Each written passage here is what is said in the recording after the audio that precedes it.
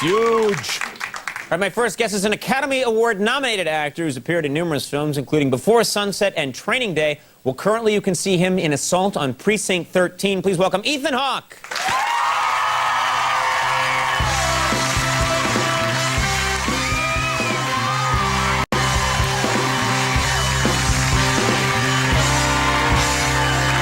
How you doing? I'm doing very well. Nice to have you here. I think your hair is particularly good today. You know, there are shows where my hair is always kind of a joke, I guess, but today it was crazier than usual. This is A hair. I mean, it's sticking. Really, look at that. Look at that. There are some days where it just has it's doing all kinds of things in there, and I used less mayonnaise on it tonight, so that's how does shocking. it affect the rest of your day? Do you find any correlation with how your hair is doing? I find that it tells you what kind of show it's going to be. When the hair's really sticking out like a rooster, that means magical evening of entertainment. So we're set up on nights when I come out in the monologue and my hair is flat like this, like Mo and the Three Stooges, don't watch the show.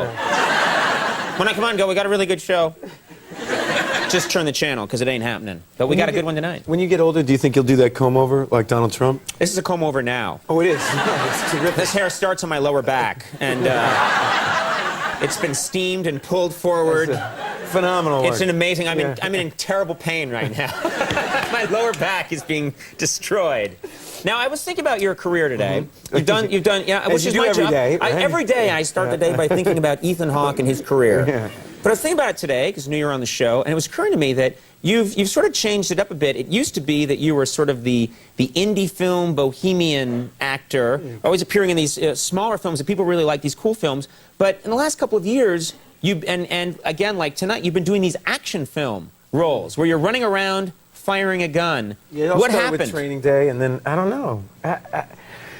I just think that basically you can't have a very long career as a professional actor, particularly if you're a male, and not shoot somebody in the head at some point. Right, you know, right. That's American entertainment, a large part. It has to happen. Right, right. Eventually, you're going to be a cop. Right. And do you enjoy it? I mean, I've always thought, I'm not an actor, but when I watch movies and I watch people like you get to sort of run around in scenes and fire guns, I think, you know what? That looks like fun. I think I would like doing that. I have a lot of anger, and I'd love to shoot people. Yeah. I'm glad we're talking about this. Good. That's what this is about, yeah. Yeah, it feels like being a kid, you know, like running around. I mean, the problem is, on this movie, it was my first, like, major gunfight of a movie. And when you rehearse it, you have to walk through and you kind of go, okay, because you have blanks in the guns and the desk's not really on fire, you know. Right, right. You go, I go bang, desk explosive number 2 and explosive number 3, and then I go bang, bang. And then, oh, that's good, except when they roll it, the desk goes on fire, the gun's loaded, and I'm shooting, and I'm shooting, and I'm shooting, and then they watch it back on the playback, and you see me going, bang, bang. And you think you forget, because you really do it. And you'd think I'd get a handle of it, but then the next one I have a machine gun, and then in the dailies they see me going, so I showed my inexperience, I think. Yeah, I think that's not good. It's also, you immediately revert to like 5 years old running around. It doesn't look, I don't know about you, but when I was a kid and I used to draw war scenes, while you're drawing a plane shooting, drawing it with a crayon, I'd be like, you know, and that's probably something I would still do today. It's something that I do still do today. Yeah. Now, sadly. so what do they do? Do they have to do like a special effect to cover your mouth while you just have to do it again.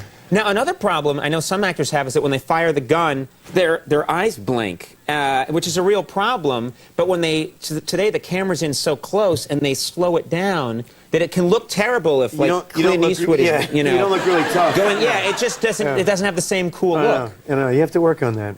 I would use tape to hold my eyes open, I think. And my brother is a Green Beret, and so he does this, like, professionally. And so it was very important to him that I not do things like that, that I not hold the gun, you know, like this. You know, they're always... He doesn't understand why the gangsters hold their guns like that, but... Like in movies like The Matrix, they're always running sideways, and I guess it looks cool, but they're holding the gun upside down for no reason, and shooting like that. And I guess real gun people that have to fire guns are just like, you idiot. Yeah, you wouldn't do that. So he's always talking to me about that, but I don't listen. I mean, I'm not good at that. I would listen to a Green Beret. Yeah, I do listen. I didn't mean to come off like that. You're going to get karate chopped. I don't listen well enough.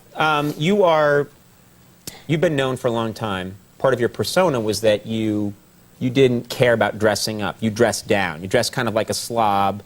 Didn't work. Is that fair to say? I think it's I think that's fair to say. I mean, like a feeling very real slob. self-conscious right now.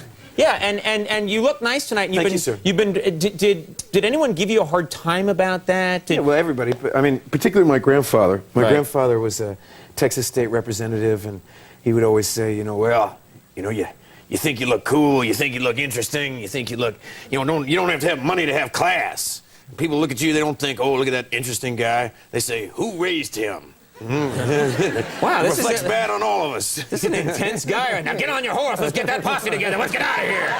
Come on, boy. Let's go. He'd be comfortable with that. Yeah, very cool. So, so you listen to him. You start to take it in after a while and try and dress up a little bit. Well, also, I have a couple kids now, so you start feeling like you need. I go to parent-teacher conferences and things Right, like that, right. and it's hard to walk in there. If you're like wearing a you're sleeping some bag kinda- made of hemp, it just doesn't look. They don't take you seriously. Yeah, hey man, what's with the kid? Hey man, it's all copacetic, baby. Cool, daddy-o. Now, I want to talk about this movie, Precinct 13, Right. Assault on Precinct 13. And, we were looking at the movie today and noticing that once again, there's a pattern here. This is a movie that takes place in wintertime, and there's a lot of scenes where you're in the snow, you're outside, and it's snowing out. And we were starting to notice we had this, like, are we crazy, or are you in a lot of movies that actually involve snow? Yeah, I'm the snow actor You of are my the, generation. We I realized think. you are a superb snow actor, and actually to prove this to people, we've put together a little montage of some of your best work in the snow. Enjoy. Oh, the weather outside is frightful, but the fire is so delightful. And since we've no place to go, let it snow, let it snow, let it snow.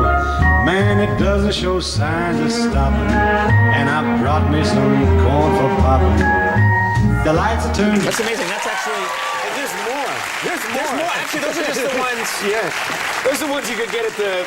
Those are just ones that we could get together in the last hour. I think there's 30 more films. Yeah, it's very weird. Yeah. And I often notice it. I show up on a film set and I'm like, it's it's very strange. There's I'm something more about noticing- you. There must What? be directors who are like, It's because I'm so pale. I see him with, that's why I get a lot of snow rolls. Yeah. I see him in snow for some reason. Well, let's move on to Assault on Precinct 13. This is my finest hour in the snow, I think. Right. And we have a clip here, but what do we need to know to prepare people? About the clip? Nothing. Isn't that terrific? Isn't it about time more? Because you know what? So many actors come out here. What do you need to know? All right, 1914, Brussels. The steam engine has just been invented. Corn is very expensive. The king is angry. Mice live everywhere. But suddenly a moonbeam goddess comes down, and you're like, okay, I don't need to see the film anymore. Roll it. You gonna trust these freaks? Huh? The first chance they get to blow our brains out, they're trying to make a break for it. They need us as much as we need them. We all gotta start trusting each other right now if we're gonna make it through this night. Put the gun down, Jasper. Put the damn gun down. That's tense. You don't need to know. It's pretty obvious,